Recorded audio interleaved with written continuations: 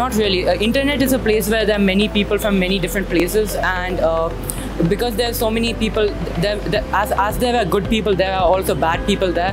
So yes, it's just like real world, but it's more dangerous because there are more people who have more accessibility to you.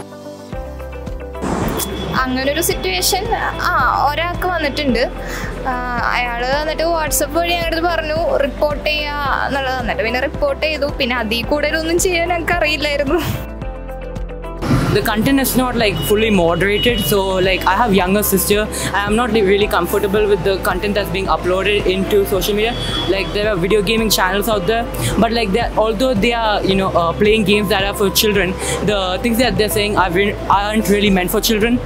Social മീഡിയയിൽ age restriction വേണം എന്ന് എനിക്ക് അഭിപ്രായമില്ല. ഇല്ല, തീർച്ചയായിട്ടും ഇല്ല.